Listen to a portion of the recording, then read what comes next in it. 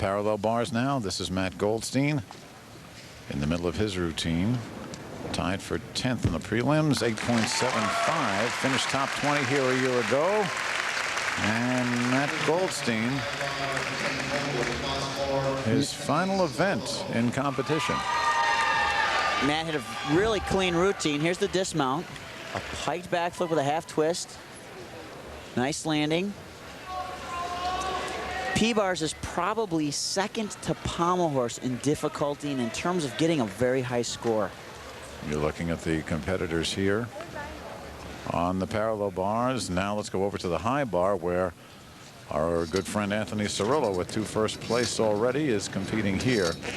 We'll have to go some to make it a triple because he finished 8th in the prelims with an 8.80. And that was his release move, kind of a flight release over the top. The release move is required. They have to let go of the bar with both hands and re-grasp. And now his dismount. Tuck double back. Nails the landing. Nice routine, had all the requirements, very clean. He's going to get a nice score. Boy, is he having a night.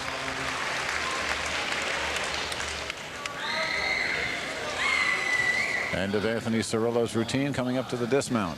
And again, you can see the nice height. He's way over the bar. He's got plenty of time to spot the landing. Nice routine. 9.15 on the parallel bars for Matt Goldstein. And here is Mike McGee. Our first look at him, a freshman from Hinsdale South. McGee, 8.80, his preliminary score. And there's a nice sequence of giant swings, giant front uprise, and there's another giant front uprise with a half turn. Press handstand's got some trouble here. Went over the top, had to take a couple steps. And the dismount, I think he wanted to add a twist. He looks a little disappointed. Really had a nice clean routine going up to that point. The freshman, Mike McGee. Now, the high bar order. There you see Derek Hartman will be next up, followed by Chad Lanham of Bloom, and then Bill Calla. We'll see Josh Levin again, as well as Tim Dare, Fineglass, Edsel Clark, Dave Johnson. They have seen a lot of airtime tonight. And guess what? We've got a judges conference here. This is on Cirillo's score on the high bar. We may have some baby pictures of me that we certainly don't want shown. I really like that picture of you, from high school. That wasn't so long ago, Rob. Well, longer than I care to add up. Oh. What was it, 14 years ago? Yeah, and you just look younger. And I was probably shorter. Late bloomer. We know you weighed less, right? We all weighed less. I hate to admit it, but I was one of those 95-pound weaklings. No. Freshman year in high school. 4'9", 95 pounds. Oh do they even have a wrestling class if I was a wrestler? You'd probably have to bulk up, right? Back then, I think you had to be 98. Still awaiting Anthony Cirillo's score as Derek Hartman ready to compete. And looks like we're going to get it up here now. 8.55. Seemed a little low, Rob. Probably what happened is they did not give him one of the required parts in that routine, which is a 4/10 deduction. Good answer.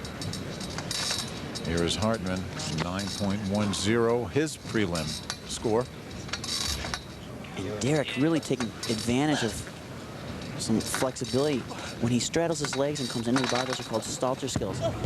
Ran into trouble here on the second half, though. You saw him break while he was on top of the bar, and then the dismount just did not have enough swing and speed in that dismount. Had to take the low landing.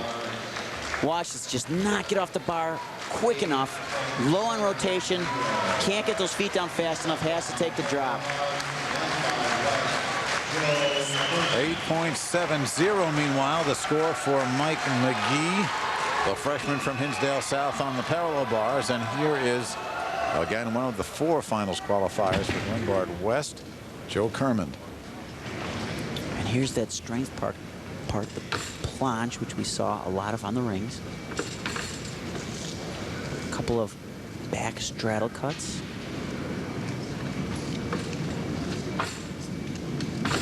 More straddle cut work. Got into trouble there. I think his hand slipped. He had to bend the arms. And he does an L in the V position and right into a front dismount.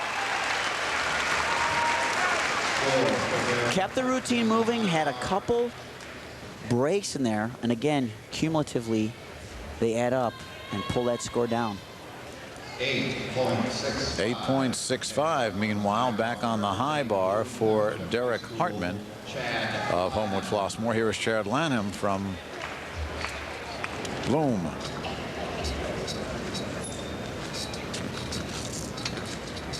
And if you'll notice, his wrists are twisted. That's called the dorsal grip. That is required on the high bar. We saw Lanham earlier on the floor exercise. And there was a neat skill. He did a hecht over the bar and caught backwards in that dorsal grip. Very original.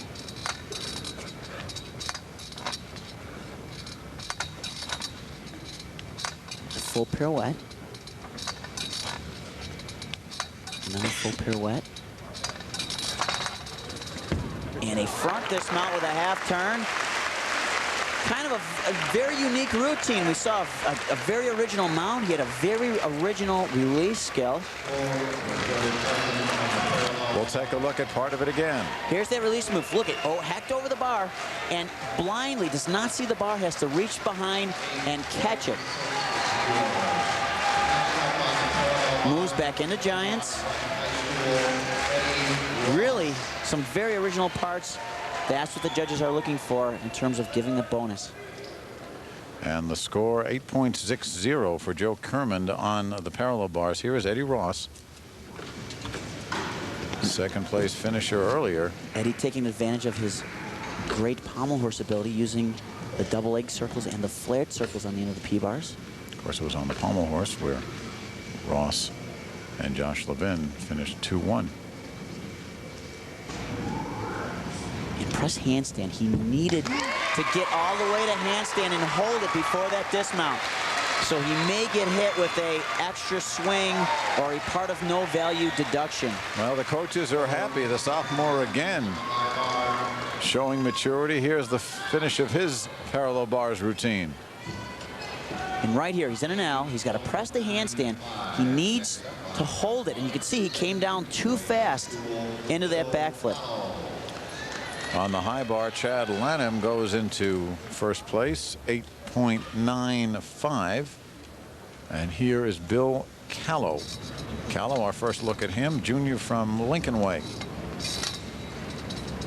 And Bill mounts with a nice set of pirouette combinations. That was called a Kel hop. There's another one. He moves from back giants, hops his hands into front giants. That pirouette's called a blind change.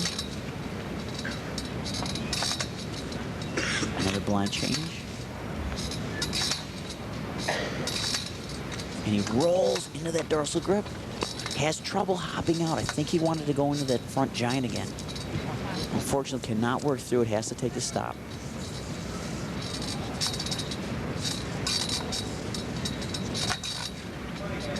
Clear hip circle. And a layout flatway with a full twist. Nice recovery. Unfortunately, that stop in the middle. High bar being one of the only events, along with pommel horse, where there are no stops. Once you mount, you do not stop until your dismount.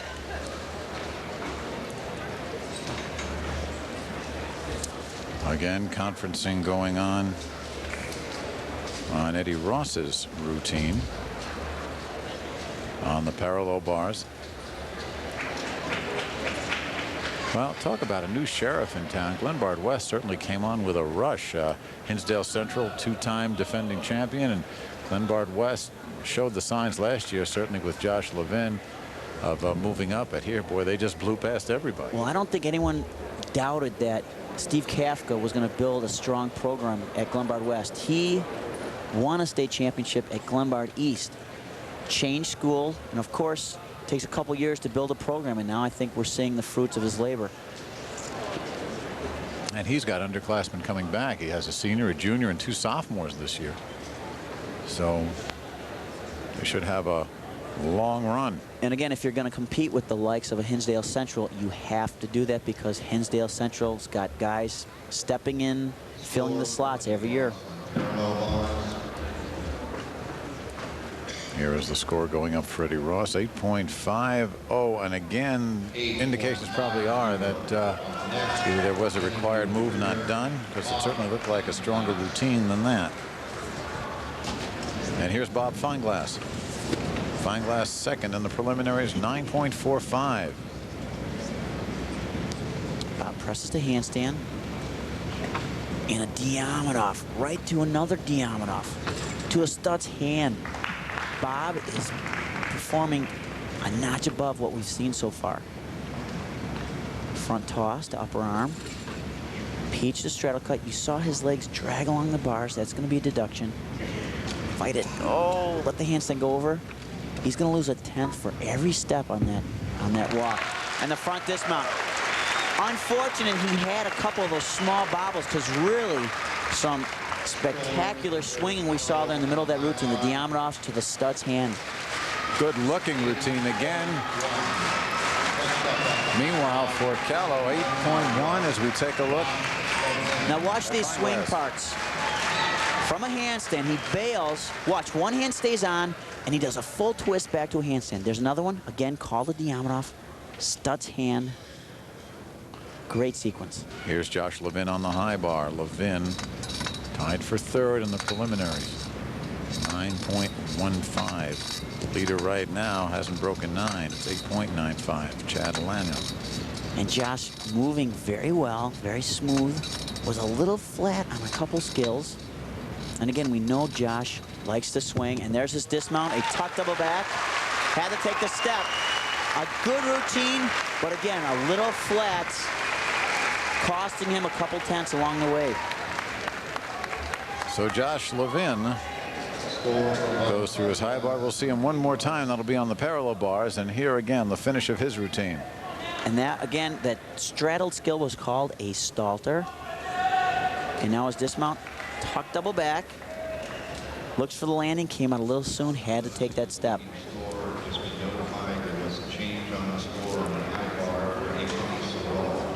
There's his coach, Steve Kafka.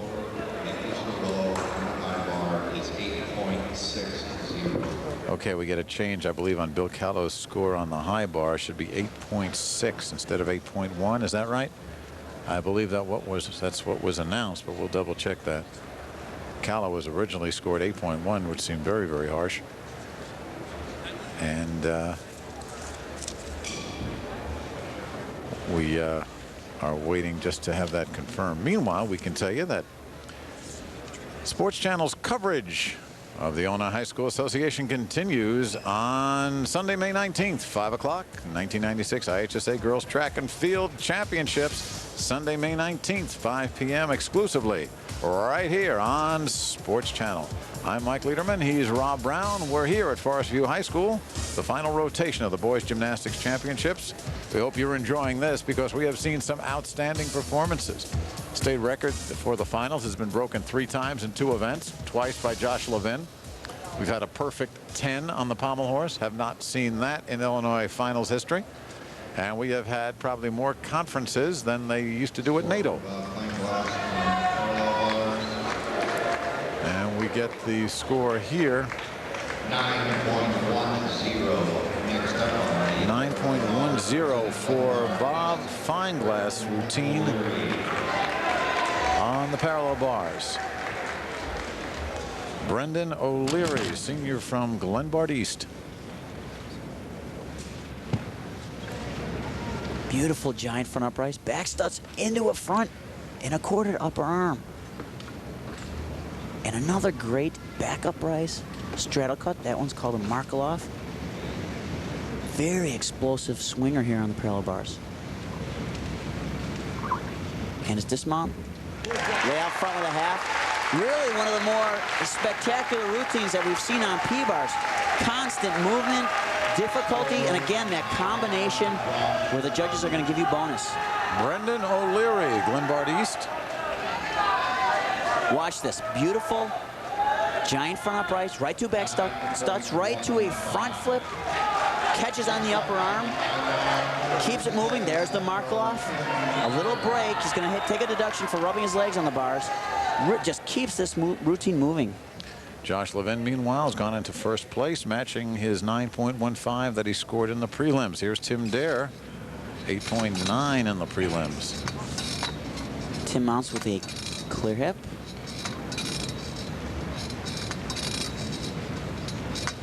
And now he's going to roll his other hand into the dorsal grip. Those are called eagle giants when you go over with those twisted wrists. Pirouette. Very clean. Nice extension of the body. And his dismount. Full twist. Layout backflip with a full twist.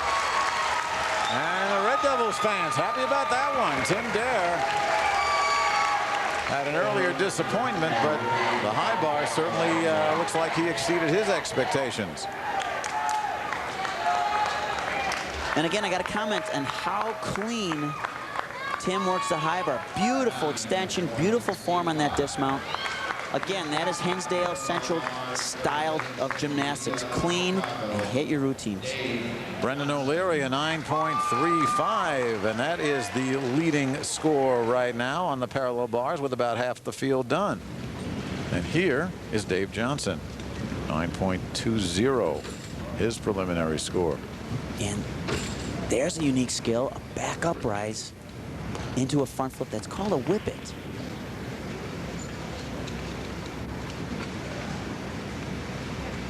And it's dismount a front with a half twist. A little disappointed. He had a break in there. He did what was called a front toss, had to bend the arms and come down to what we call a dip. Well, smile. We're all on candid camera tonight. Don't you love those people taking pictures of people taking pictures? And that was the whip it I had mentioned earlier, that back up rise to a front flip, catches an upper arm, presses the handstand. 9.05, meanwhile, on the high bar for Tim Dare, improving on his preliminary score. Here's Bob Feinglass, tied for second a year ago, leads after the preliminary in this event. And Bob just did Stalters, but going the wrong way with the wrong grip, and there's one of the best release moves we've seen tonight, a Ginger. Full pirouette into the dorsal grip, another great skill. There's the Eagle Giants. And the dismount, tuck double back, nails it. That is going to be a tough routine to beat. Feinglass finishing out his career. And it looks like he's going to finish with a flourish right here. Right there was the full pirouette. You can see his hand rolling across the bar. And again, you can imagine trying to grab that bar with your wrist twisted. You can see the maturity in his routine compared to some of the predecessors. And again, you can tell. Very fluid, very virtuous, very confident. And Dave Johnson, 9.25, good so far for second place in the parallel bars. And here, another Hinsdale Central gymnast, junior Dirk Mongrieg.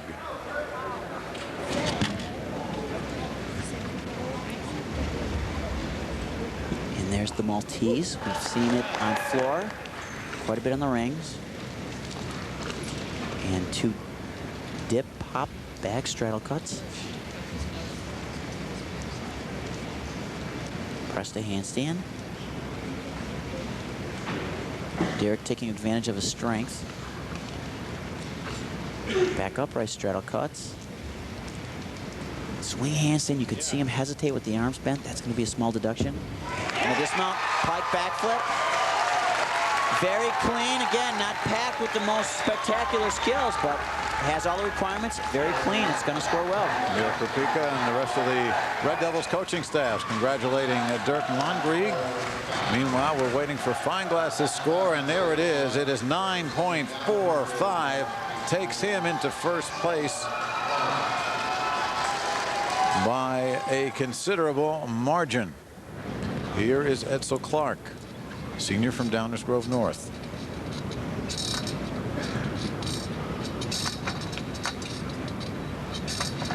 And he mounts with a couple straddle cuts, and that was called a German giant. Something we haven't seen tonight, and obviously he had some troubles on it. He needed to extend it sooner on the back end here to generate enough swing. Just could not get over the top. Has to take the 5/10 fall. And I think what they're discussing here is, again, that dorsal grip, which he would have fulfilled with that German giant, has to be totally completed to get credit for. So I think they were talking about, well, should we do it again, or should we just continue with the routine? Again, this is Edsel Clark, senior from Downers Grove North. And again, there's the twisted arms, the German giant. They opted to go ahead and do it again to fulfill the requirement.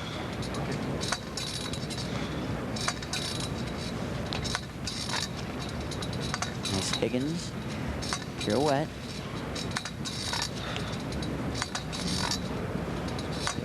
Another combination of pirouettes. And a double layout dismount. Little low in rotation, had to snap those feet down. Still not enough. Took the big step. Edsel Clark. Now back to the parallel bars, looking for the score for Dirk Mongrieg. And once that is posted, we will see one more time Josh Levin trying to win another first place medal. Levin 9.50 to lead after the prelim, and we're still waiting for the score for Dirk Mongrieg. 9.05. Glenbard West High School, Josh Levin. Levin right now needs a 9.4 or better to move into first place. And there's an original mount. He does a glide kip right to an L in that V position. And a back toss right to a stud's hand. Beautiful swing again.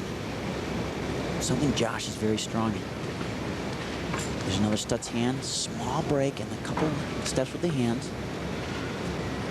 And a front with a full twist. Again, a step above with the beautiful swing skills. Really separates himself from the rest of the pack. Well, Josh Levin is through for the year as well as through for the evening. And there was that back toss where he came up a little short and had to take a couple steps. And the dismount, a front in the stretch position with a full twist. Let's get the score now for Edsel Clark. And 8.15 as he ran into problems again on the break. And here is Dave Johnson, second in this event in the prelim, 9.2. He needs to beat Bob Feinglass's 9.45, a tall order. And that another release. He mounted what was called a Veronin and then comes back with another release, the Ginger. There's that Stalter skill. Blind change. And his dismount. Pike double back. Luckily pulls it out. He let go a little early, but managed to get those feet down. Nice, clean routine. Again, the strengths with those two release moves. So Dave Johnson, as we see him complete again on the replay. There's the Stalter. Couple pirouettes and his dismount. Watch, he's going to need a little more height, but manages to pull it out. Takes the small step forward. And let's check Josh Levin's score, 9.30. So that is good for second place right now. Brendan O'Leary still holding on. This is Tim Dare. And Tim uses that strength skill again to mount with the Maltese. The dip back straddle cuts.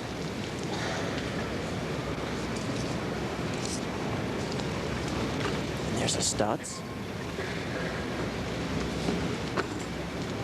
Back upright straddle cut.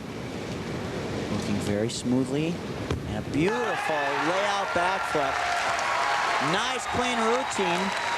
No major breaks. The legs didn't rub on the bars. I didn't see any execution errors. That should score well. Tim Dare from Hinsdale Central.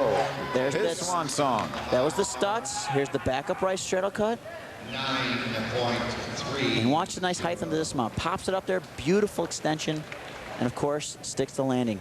Up next on the high bar, representing Dave Johnson, a 9.3. That moves him into second place. A point and a half behind Bob Feinglass. And here is Scott Leidendorf from Glenbard North. First time we're seeing him. He's the final competitor on the high bar. Great mount. He goes over the top and hops both hands into that dorsal grip. There's the Stalter, right to another one, and pirouettes out of it. That raises the value of the skill.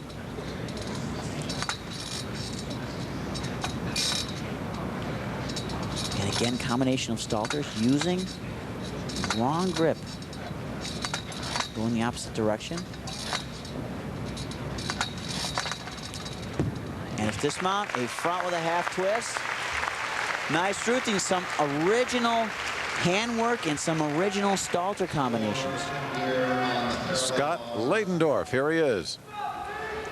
9.15. Up next on the parallel bar. Working Homewood Flossmoor. very smoothly into the dismount, front with a half twist. Tim Dare score in the parallel bars, 9.15. Ties him with Matt Goldstein right now, holding on to third place. Make it fourth. This is Derek Hartman from Homewood Flossmoor.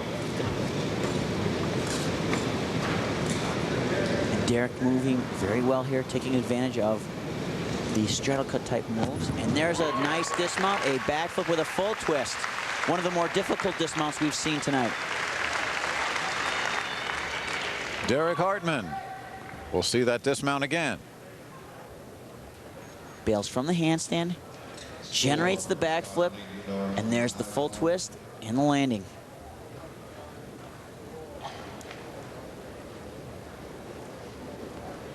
Now we get the chalk, and we will get the score for Scott Leidendorf, the final competitor on the high bar. 9.20. So unofficially, Bob Feinglass is the winner, followed by Dave Johnson on the high bar. And we still have one more competitor, Edsel Clark, on the parallel bars. So we're looking for Derek Hartman's score now on the parallel bars. Afterwards, we will crown the team champion, as well as, of course, present awards for these final two rotation events, or the events in the final rotation.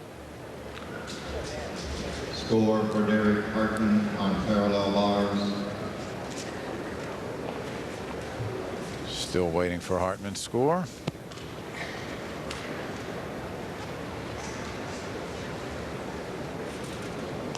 Here it is, 8.90. Next up on the parallel bars, representing Downers Grove. Okay, our final competitor for the evening, Edsel Clark from Downers Grove North, third in the preliminary with a 9.30. He finished 11th in this event in the state finals last year, had an 8.55 back then.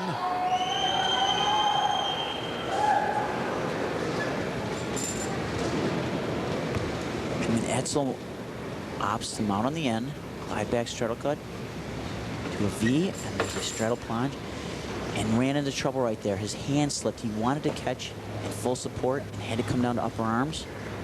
Recovers. There's a bail to a giant front uprise. Swings right the handstand and a layout back foot. Really a nice routine. Had that break in the middle where the hand slipped and he had to drop down to upper arm. And that stop, of course, is a major break. Let's pick up Edsel Clark's finish here, last half of his routine. Here's the bail into the giant front uprise. Beautiful, the handstand and the dismount, backflip stretch position. And that is our final competitor for the evening. We will get the score for Edsel Clark. Unofficially, Brendan O'Leary leading on the parallel bars, 9.35. On the high bar, Nuclear's Bob Feinglass kept up the pace he set in the prelim by winning handily with a 9.45. Well, the crowd is milling around. The judges are putting their heads together, and we should in just a moment have that final tally, and it is an 8.6. So Brendan O'Leary from Glenbard East is the state champion on the parallel bars. All right, we have got some more business to attend to here. We've got awards to present. We're going to crown the team champion, and we will wrap things up here at the state gymnastics finals.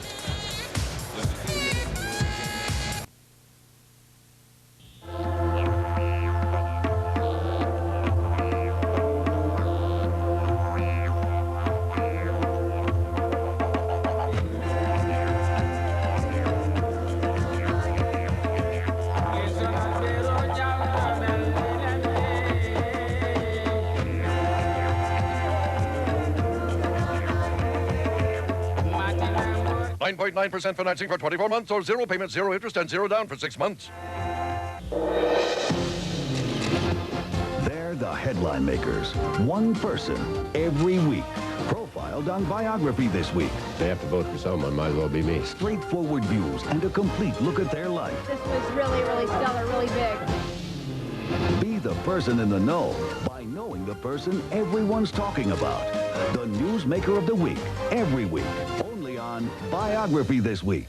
Saturday on A&E. We are back for the awards presentation. First on the parallel bars, tying for fourth, Matt Goldstein and Tim Dare. Goldstein from Conant, Dare from Hinsdale Central, each with a 9.15. In third place, as you look at Tim Dare and Matt Goldstein, third place, Dave Johnson, finishing up a meet where he placed in 5 of the 6 events. Second place, Josh Levin, who didn't have such a bad meet himself. Josh Levin with a 9.30. Levin only placed in 3 events, 2 1s and a 2. Something else that's interesting is all of these guys are all-arounders. You'd think occasionally a specialist would sneak in there and either win it or there'd be a couple specialists here in the finals, but the all-rounders are pulling everything out. Well, Brendan O'Leary about the only exception there. O'Leary coming up and with a 9.35. Congratulations. Taking first place in the parallel bars, the senior from Glenbard East. So congratulations to him. Brendan O'Leary will show you some of his routine.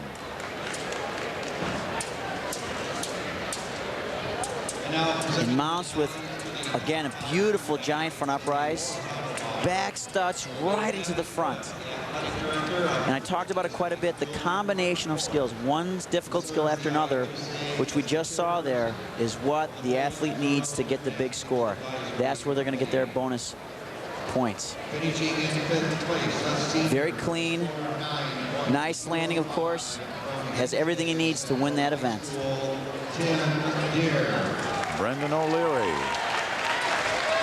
Now let's go to the high bar finals, and a familiar face, Tim Dare, taking 5th place, 9.05. Another medal for the Red Devil. 4th place, Josh Levin.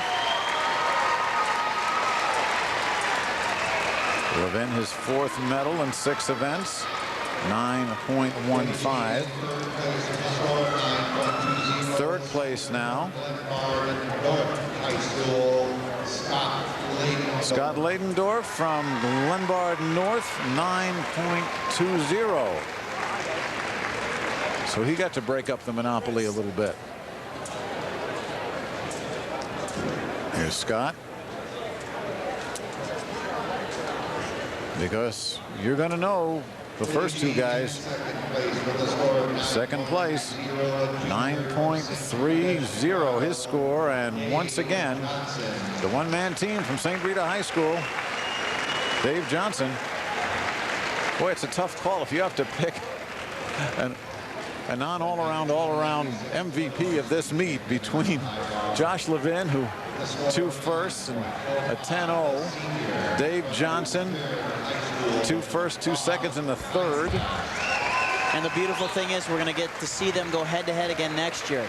Both returning. That's right. And here is Bob Feinglass, who finishes his career on a big up. Bob Feinglass from New Trier, the 1996 champion on the high bar. Outstanding score, 9.45. And Bob, beautiful long body, great extension. We saw the beautiful Stalter work there. And there's his release move, the Ginger. Releases, does a backflip with a half twist, and catches the bar again. High-level skill. And again, another high-level skill. Full pirouette right to that dorsal grip. Bob Feinglass, his dismount, and an outstanding effort, 9.45. There is the official result. Feinglass first, Dave Johnson second, Leydendorf from Glenbard North third, and Levin and Dare fourth and fifth, respectively. Now, earlier in the preliminary session, the all-around was decided. Again, the same events, different competition. This was decided during the preliminary round. And after finishing fourth a year ago, Josh Levin came up to take it. But let's go to the all-around. Here is Dave Johnson finishing second. Tim Dare was third. The 1996 champion on There's the Bob all-around. Feinglass, who finished fourth. 10, averaging 9.35. And with the third best score in the history of the state at 56.10. The all-around champion for 1996. There he is, Josh Levin. And as you said, we're going to see him again next year. And what a career ahead of him. We saw him as a freshman, finish fourth in the all-around, win the parallel bars. This year, well, you know what he did. 5.10, 5.54.50, and that's the all-around score.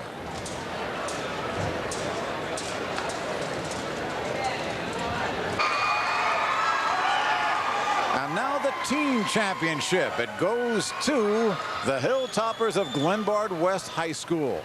This event dates back to 1952 when New Trier won the first championship under Coach Joe Giambardo. And here it is, 1996, and for the first time in the history of this event, Glenbard West is your Illinois State champion. And Coach Steve Kafka and the team certainly have a great deal to be proud of. The overall standings, and it was quite a margin of victory for the Hilltoppers. Homewood Flossmoor finishing second.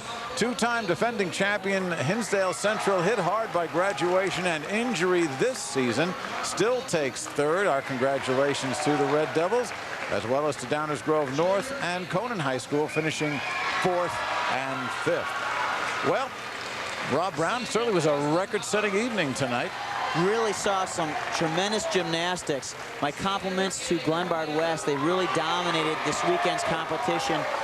Their leader, Josh Levin, has a great career in front of him.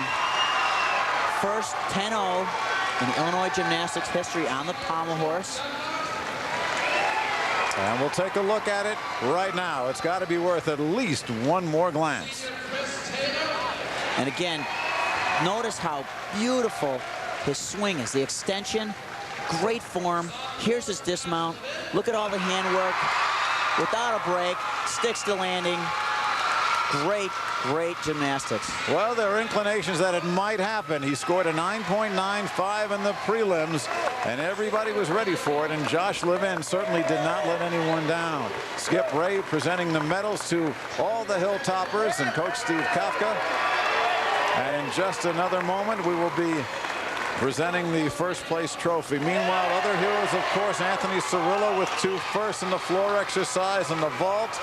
And again, the young man, David Johnson from St. Rita. My, what a meet he had. Johnson, outstanding event. And here is Skip Ray. There's the trophy. And another roar goes up from the crowd here at Forest View High.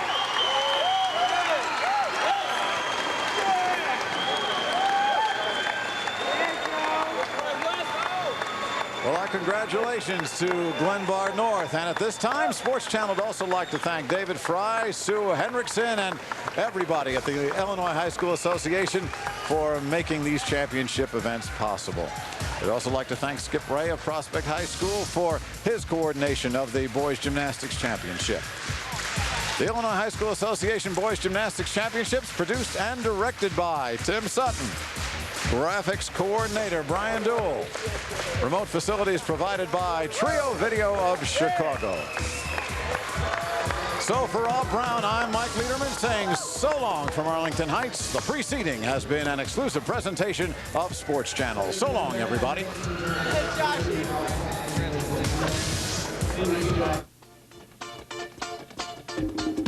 I'm Amy Stone with the Joe Rizza Automotive Group Sports Channel Report Update. The Bulls finished off the New York Knicks 94-81 Tuesday night in Game 5 of their Eastern Conference semifinal, winning the series 4-1. Michael Jordan led the Bulls with 35 points. Scottie Pippen added 15 points and 11 rebounds for the Bulls. With the win, the Bulls have beaten the Knicks 12 straight times at home in the postseason.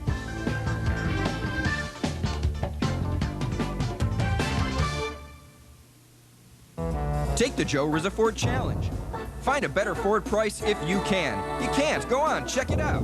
Because Joe Rizza Ford will meet or beat any bona fide offer or pay you $1,000 cold hard cash. Go on, check it out. Nobody beats Joe Rizza Ford selection with 1,500 new and used cars and trucks available and hundreds more arriving daily. Take the Joe Rizza Ford Challenge in North Riverside and find out why. Joe Rizza Ford is #1.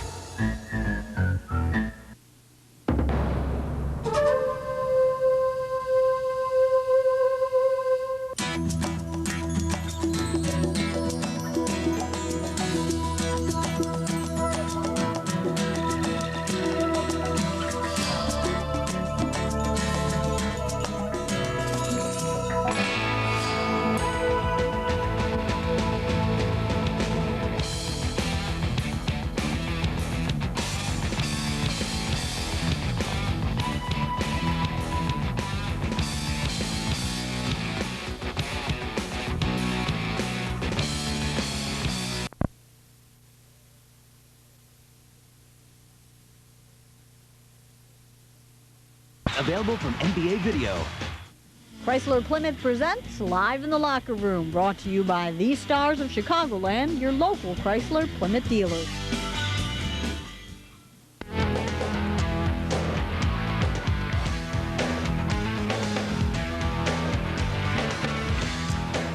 Chicago Bulls are going to the Eastern Conference Finals for the first time in 3 years, but the 6th time in 8 years. And 3 of those times, they won the whole thing. So, tell you what, this is great because 4 days of rest now. The Bulls will have off because the first game is expected to be Sunday unless Atlanta wins a couple of those games. And Orlando-Atlanta, Game 7 of their series will be Sunday. That means the Bulls won't open up until next Tuesday, a week from tonight.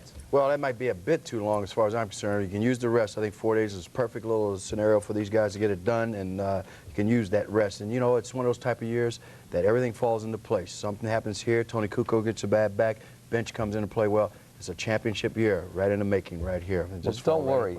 Atlanta's not going to win 2 in a row, especially down in Orlando tomorrow night. I'll be very surprised. I would be surprised if they did that, but to pop off and get one more might not be a bad idea if they can pull it upset just to make Orlando work a little harder. By the way, before tonight's Game 5 at the United Center, The Bulls and the NBA awarded Tony Kukoc with the NBA's Sixth-Man Award, first ever Bulls player in Bulls franchise history to receive the Sixth-Man Award. And the Bulls go 2-1 without Tony in this series. We'll go back to the United Center right now for some final thoughts from the guys who called tonight's game, Tom Dorr and Johnny Redker. Gentlemen?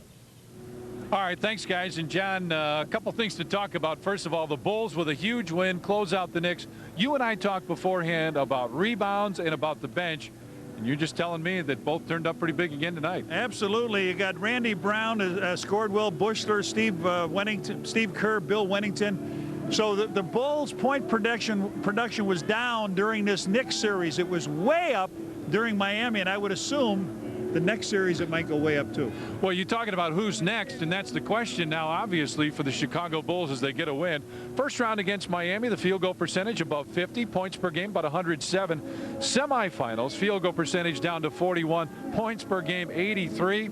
So, John, the question is, who's next? Well, you got to think it's Orlando, right? I would think they've gone home. You think that Atlanta did all they could do, winning one game in that series. They didn't have the dominant, powerful center to go with Shaq. I don't know if the Bulls have, but they do have many more guys behind Luke Longley that can play and put some minutes in. So it should be fun. Everybody talked about it all year that when'll we play Orlando again? Well, we're going to get our chance, I believe. Rumor has it Sunday, Wednesday, by the way. First two games would be here at the United Center. Just a rumor, though, so far, as tonight the Bulls get the win. Thank you, partner. Now let's go back to the studio. Guys, take it away. What a season.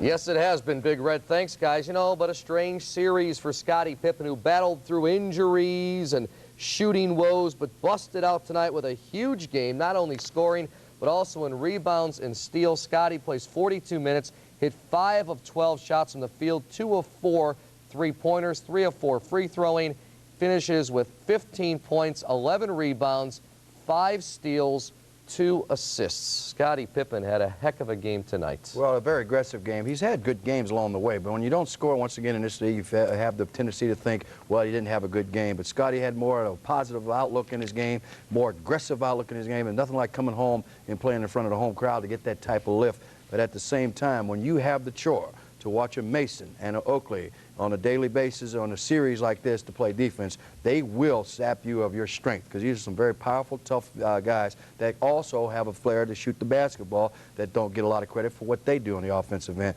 But that's a good physical test for this basketball team, and plus Scottie Pippen. And I think with Tony Kukoc missing, he stepped up big time with a lot of minutes, playing a lot of other parts of this game other than scoring.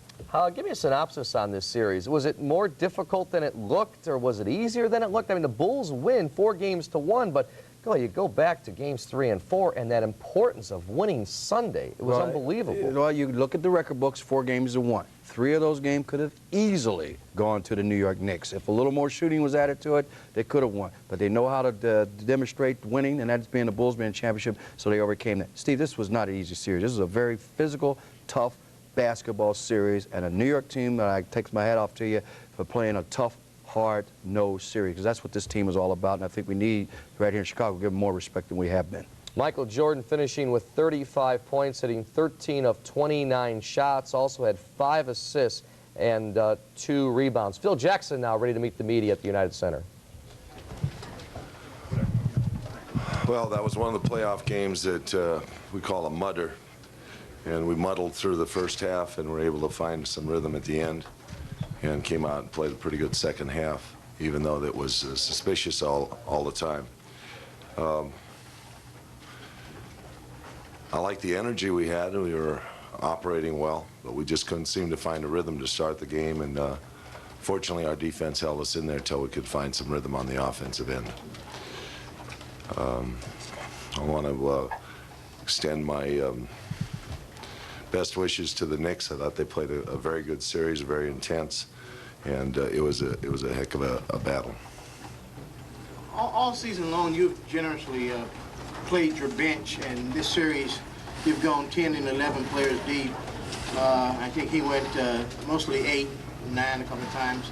But how much of a factor did you feel that had in your victory?